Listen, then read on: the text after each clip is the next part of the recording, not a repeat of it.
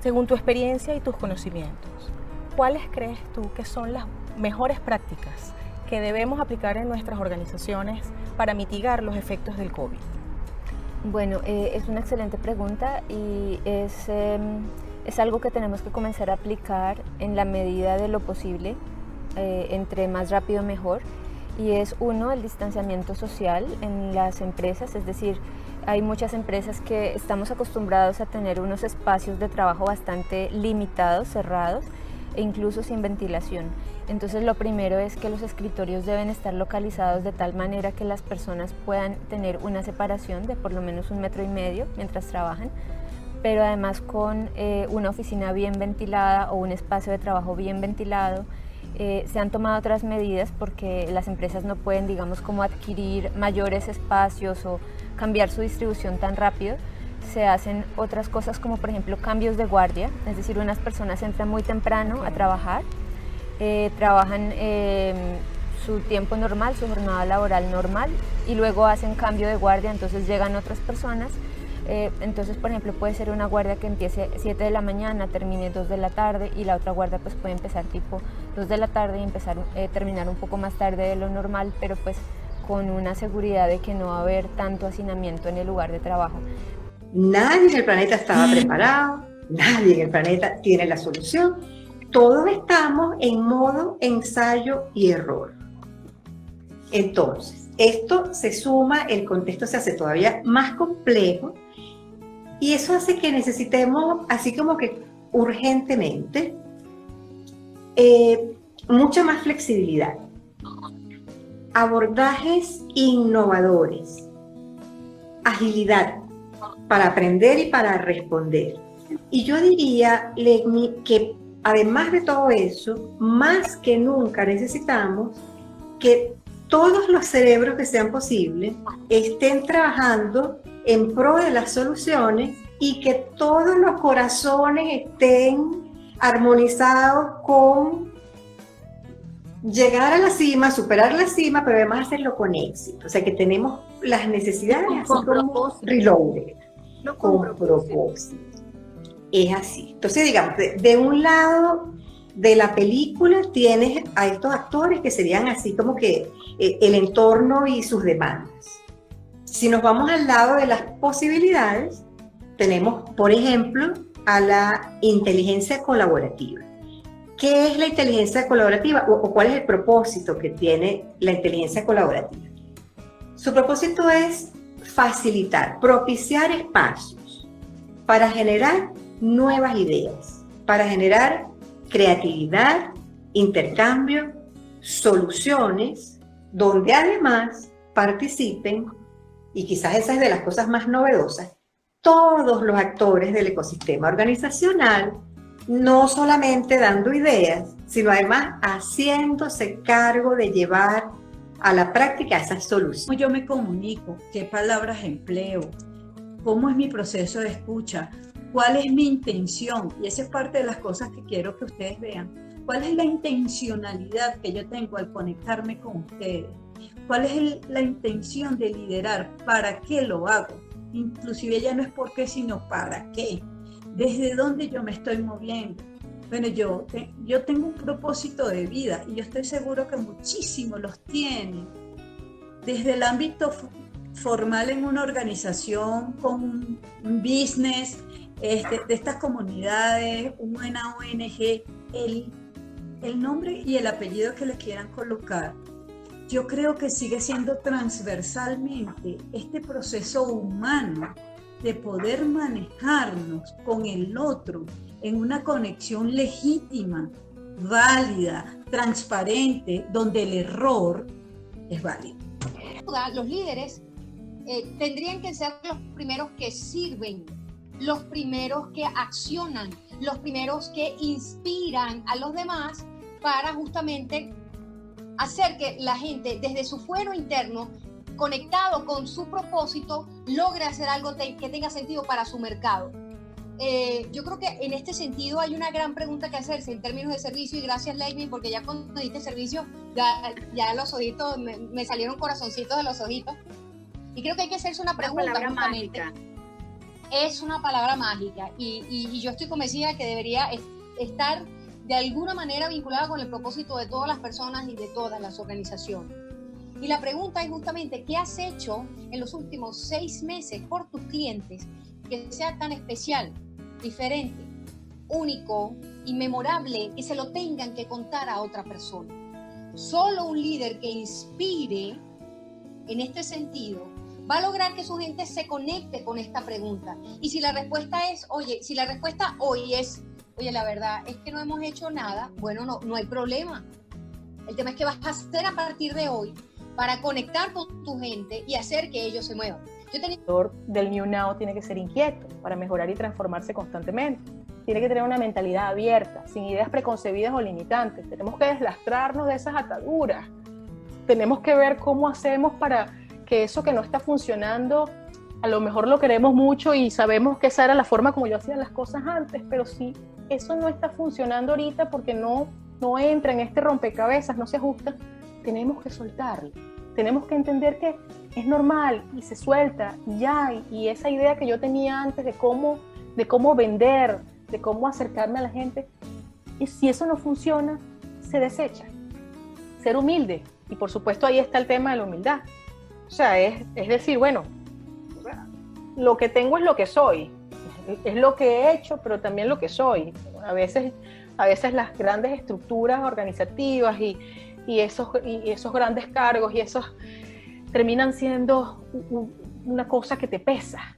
Y creo que nosotros tenemos como emprendedores que ser humildes, y en esa humildad también nosotros tenemos la posibilidad de contrastar las ideas con el otro.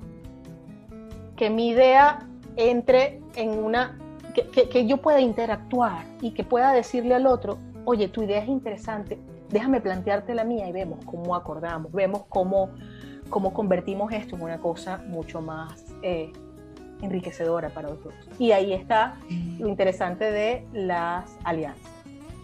Ser cada vez más humano, más terrenal, incluso vulnerable. En un live que tuvimos hace 3-4 semanas hablábamos de la vulnerabilidad. En ese conectarse con la gente, nosotros tenemos cada vez más que ser, que mostrarnos nuestras vulnerabilidades. Ya para ir cerrando, para contar una historia se necesita curiosidad y escucha auténtica, no oír, escuchar detenidamente, escuchar asumiendo intención positiva. Se necesita que tu historia conecte, sea relatable, como dicen los gringos, y la verdad es que se me hace bien difícil encontrar una palabra en español que lo contenga completamente, porque refleja, conecta, me siento allí representada de alguna manera, y es todas esas cosas que acabo de decir, tanto en imagen como en voz. Debe tener una emoción, sí. No me refiero a la emocionalidad de sacarte una lagrimita, tiene que conectar con una emoción en concreto, tiene que tener una intención. Cuando yo estoy narrando una historia, ¿qué quiero que se lleve la persona? ¿Qué quiero que sienta la persona cuando está recibiendo este mensaje? Tiene que crear vínculo, tiene que darme esa suerte de sensación de que yo pertenezco a algo más importante. ¿Y por qué todo eso es importante? Bueno, porque genera confianza, porque eso es lo que hace que regresen a ti, porque eso es lo que hace que diga, esta chava sabe de esto, ¿no? Y por eso les coloco este gráfico acá, porque al final se trata de hacer una estructura, un framing, un contexto, de co-crearlo con la gente con la que estoy, dialogarlo, escuchar, adaptar, ajustar y narrar. Y eso es un círculo que se repite constantemente. Eso también es una barrera que nosotras mismas tenemos, de saber vendernos, vender nuestro trabajo, y eso parte de valorar lo que tenemos. Exacto. Saber negociar en ese mundo digital, pero saber decir, no, mi trabajo vale tanto.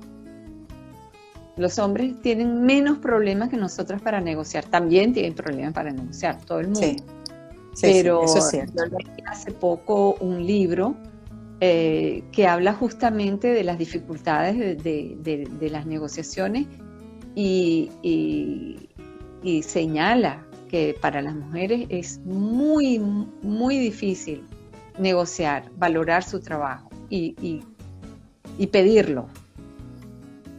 Pero ¿por qué crees que sucede eso? Porque sí, en efecto, es típico. Uno como que le da miedo tasar tus honorarios, ponerle precio a tus productos. ¿Por qué pasa eso? Pienso que en parte tiene que ver con el tema cultural que hablábamos antes, es decir, el de pensar que tú tienes, como mujer, tienes que dar, ¿sabes? Siempre sentimos, bueno, esto yo lo hago porque me gusta, porque quiero ayudar a los demás, porque, en fin, además no quiero engañar a los demás, ¿sabes?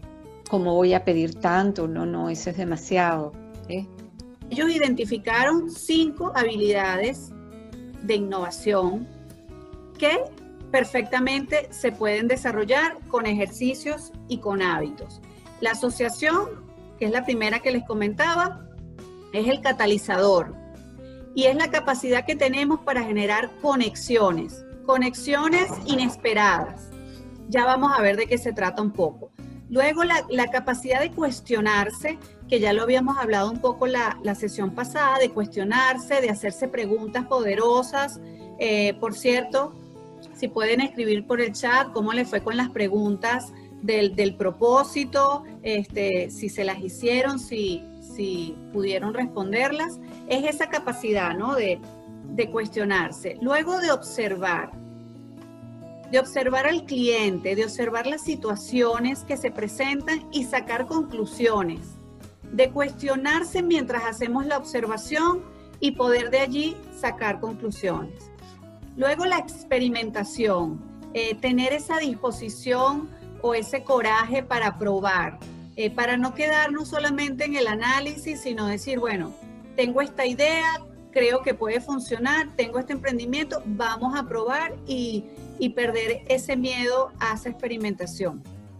Y luego el networking, que también lo hablamos la semana pasada. Estos líderes, ellos utilizan y se nutren del networking para potenciar sus ideas, para descubrir ideas nuevas, para conectar aplicaciones de otras industrias o de otros productos en el suyo y de esta manera pues generar una idea de mayor valor.